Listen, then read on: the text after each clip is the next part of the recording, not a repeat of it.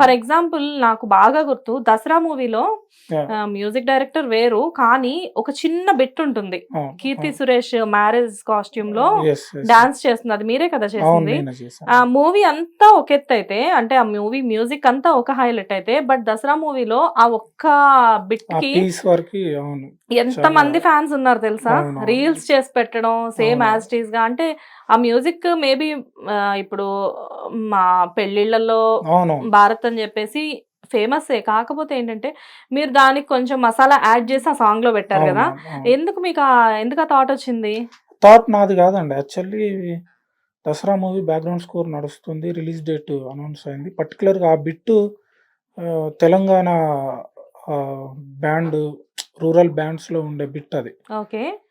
దాన్ని సంతోష్ నారాయణ గారు బిజీ ఉండడం వల్ల సుధాకర్ చెరుకూరు గారితో నేను విరాట పర్వం సేమ్ ప్రొడక్షన్లో చేశాను కదా, సార్ నన్ను అడిగి చేయండి అని పంపిస్తే నేను అది ఒక 1 డేలో చేసి పంపించేశాను. కీర్తి సురేష్ గారి పర్ఫార్మెన్స్ కూడా చాలా బాగుంటది. కీర్తి సురేష్ గారుకి మీరు థ్యాంక్స్ చెప్పుంటారు ఆ పర్ఫార్మెన్స్ కి, బట్ ఆవిడ చెప్పారా మీకు మంచి మ్యూజిక్? లేదండి, అంటే మేబీ నేను చేసిన తెలియకపోయి ఉండొచ్చు. Okay.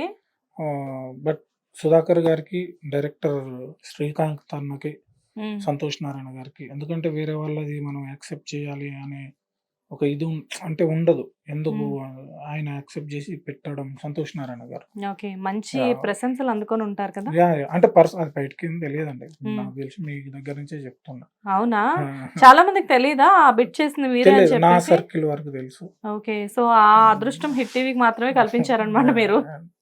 Okay. And George Reddy మంచి మంచి సాంగ్స్, బుల్లెట్ సాంగ్ కానివ్వండి ఏదైనా, అండ్ విరాట పర్వం గురించి అయితే చెప్పక్కర్లేదు. కాకపోతే లాంగ్ గ్యాప్ ఆ మూవీ, లాంగ్ గ్యాప్ అయినా ఆ కోల సాంగ్ రిలీజ్ అయ్యి మంచి అది ఒక సెన్సేషన్. ఎవరికి 1 ఇయర్ దాకా ఆల్మోస్ట్ ఆ సాంగ్ రిలీజ్ అయినా కానీ 1 ఇయర్ వరకు ఆ సాంగ్ ఎవరికి బోర్ కొట్టలేదు, నమ్ముతారా మీరు? తెలుసండి, నాకు నిన్న కూడా ఒక మెసేజ్ వచ్చింది ఇన్స్టాలో, ఈ సాంగ్ మీరు చేశారా అని. నా ప్రీవియస్ సాంగ్స్ అన్ని పెడుతూ ఉన్నారు, నేనే చేసిన అండి, నేనే చేసిన సార్. మేము ఎప్పుడు మైండ్ ప్రెషర్ ఫీల్ అయినా ఈ సాంగ్స్ వింటే రిలీఫ్ అయిపోతాం చాలా. అవును, మీరని తెలియదు మాకు అసలు, చాలా అండర్ రేటెడ్ మ్యూజిక్ డైరెక్టర్ మీరు, ఏదో పెట్టారు. ఒక సాంగ్ ఉంటుందండి, తిప్పరా మీసంలో రాధారమణం అనే ఒక సాంగ్ ఉంటుంది, ప్రతి వెడ్డింగ్ కు వాడతారు అది. ఇప్పటికి నాకే చాలా ఏమంటారు వాట్సాప్ లో వీడియోస్ పెట్టారు, నీ పాట పెట్టుకున్నారు అని.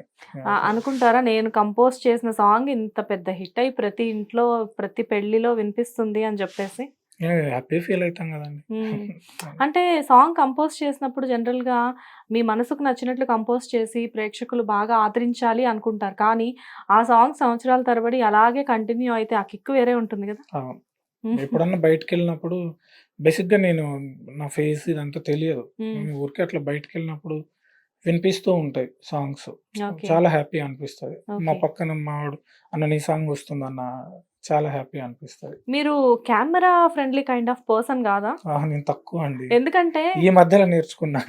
జనరల్ గా మీ పేరు చాలా మందికి తెలుసు, చాలా మందికి సుపరిచితం మీ పేరు, కానీ మీరు మాత్రం అతి తక్కువ మందికి తెలుసు. అవును, ఎందుకంటే మీ పేరు సాంగ్స్లో కానివ్వండి, ఎక్కడైనా మూవీలో మీ పేరు తెలుస్తుంది, కానీ కొంతమంది మీలాంటి వాళ్ళు ఏంటంటే చాలా మంది కెమెరాకు దూరంగా ఉంటారు. ఆ ఫ్యాన్స్ కి ఏంటంటే ఇతనెవరు అని చెప్పి తెలుసుకోవాలన్న క్యూరియాసిటీ చాలా ఉంటుంది. సో సడన్లీ మీరు అనే పర్సన్ ఇంటర్వ్యూస్ ద్వారా మాత్రమే బయటకు వస్తున్నారు, కానీ సోషల్ మీడియాలో మీరు ఎక్కడా కూడా పెద్దగా యాక్టివ్ గా ఉండరు. చాలా తక్కువ. ఇన్స్టాలో చూసినా లేకపోతే మీకంటూ ఒక అంటే ఫేస్బుక్, ట్విట్టర్ ఎక్కడా కూడా మీరు అంత యాక్టివ్ గా కనిపించరు. ఎందుకు సోషల్ మీడియాకి ఎందుకు దూరంగా ఉంటారు? ఏమో అండి, ఎప్పుడు దాని వైపు నాకు వెళ్ళలేదు. ఈ మధ్యలో కొంచెం మా వాళ్ళు లేదు, నువ్వు యాక్టివ్ ఉండాలి, తెలియాలి, చూసుకోవాలి, చేసుకోవాలి అంటే సరే నాయన అని చేస్తున్నా. అండ్ #90s లో సింపుల్ మ్యూజిక్, నిజం చెప్పాలంటే అది దాన్ని ఒక మాస్ అనలేము, ఇంకోటి అనలేము, కానీ ఒక మ్యూజిక్ ఒక సాంగ్ వస్తుందండి, ఆ క్రిస్టియన్ అమ్మాయి కనబడినప్పుడు వాళ్ళిద్దరి మధ్యన ఆ కన్వర్సేషన్, ఒక సాంగ్ అది. నేను ఆ సాంగ్ వెతుక్కుని రికార్డ్ చేసుకొని నా మొబైల్ రింగ్ టోన్ పెట్టుకున్నా.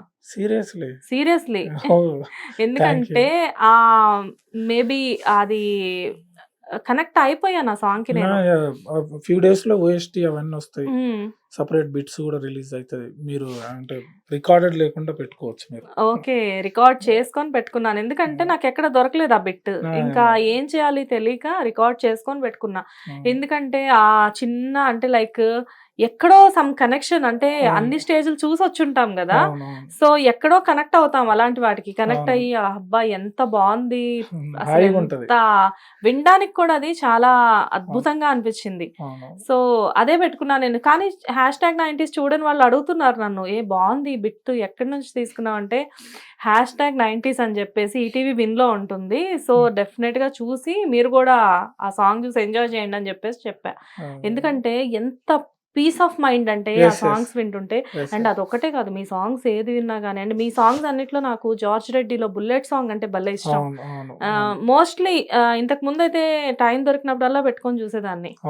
అంటే అతను నడిపే స్టైల్ కి, మీరు రాసిన స్టైల్ కి ఫ్యాన్స్ అందరూ ఫిదా అయిపోయారు. ఇది బేసిక్ గా మిట్టపల్లి సురేందర్ అన్న రాసిండు. 2018 లో వచ్చింది ఆ మూవీ. బాండ్ 2018 or 19 అదే టైంలో వచ్చింది. ఒక 1 year అదే టాప్ 1 ఉండే సాంగ్. కోవిడ్ లో ఓటీటీలో రిలీజ్ అయినప్పుడు సాంగ్ కి పిచ్చ ఫ్యాన్స్. ఇప్పటికీ కూడా ఆ సాంగ్ వచ్చిందంటే ఒక రకమైన వైబ్రేషన్స్ వస్తాయి. అండ్ మాస్ పీపుల్ కి అయితే, కాలేజ్ పీపుల్ బాగా అట్రాక్ట్ అవుతారు. అండ్ బుల్లెట్ ఏమైనా చూస్తే ఆటోమేటిక్ గా సాంగ్ గుర్తొస్తుంది. #90s లో మంచి మ్యూజిక్ ఇచ్చారు. అండ్ ఫ్యూచర్ గురించి మాట్లాడుకునేటప్పుడు అసలు విరాట పర్వం గురించి మాట్లాడుకుందాం. మంచి పేరు తెచ్చిపెట్టింది కదా మీకు విరాట పర్వం. ప్రతి టెక్నీషియన్ కి మంచి పేరు తెచ్చిపెట్టింది విరాట పర్వం. అంటే మూవీ యాక్చువల్ గా మరి హై ఎక్స్పెక్టేషన్స్ లేకుండా వచ్చింది, కానీ సెన్సేషన్ క్రియేట్ చేసింది. కానీ ఆ విరాట పర్వం టైంకి ఆ కోల సాంగ్ నిజంగా రాసినప్పుడు మీరు ఎవరికి ఎక్కువగా తెలియదు కదా. నేను అసలు ఆ సినిమా మ్యూజిక్ చేసేటప్పుడు ఎవరికి తెలియదు. దాని ముందు కొంచెం తెలుసు, ఇది వాడు నడిపే బండి. దాని తర్వాత కొంచెం తెలుసు. విరాట పర్వం తర్వాత మీరెవరో బయటకు రావడం, మీ ఇంటర్వ్యూస్ వల్ల పీపుల్ మిమ్మల్ని ఎక్కువ రికగ్నైజ్ చేయడం జరిగింది. అందుకే అడిగాను, మీరు కెమెరా ఫ్రెండ్లీ పీపుల్ కాదా అండి అని చెప్పేసి. భయం అండి, స్టేజ్ ఎక్కి మాట్లాడాలన్న భయం, ఏదో తెలియని ఫియర్ చిన్నప్పటి నుంచి.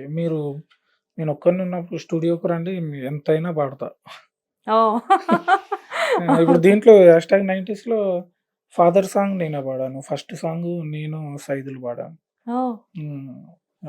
ఫాదర్ సాంగ్ పాడింది మీరేనా అందులో? ఓకే, అది పాడాను. Hit TV presents like, share, comment.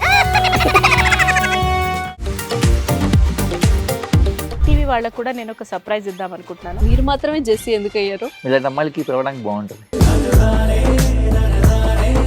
Chandu సాయికి like you and have a, జనాలకి ఒక పేరు నచ్చిందంటే దీనికి ఒక ప్రాసెస్ ఉంటుంది. ఎందుకు ప్రాసెస్? డైరెక్ట్‌గా వెళ్ళిపోదాం. ఏదైనా ఒకటి మర్చిపోయినావా నువ్వు? మర్చిపోయినా మేడం. ఏం మర్చిపోయావు? నా గుండె.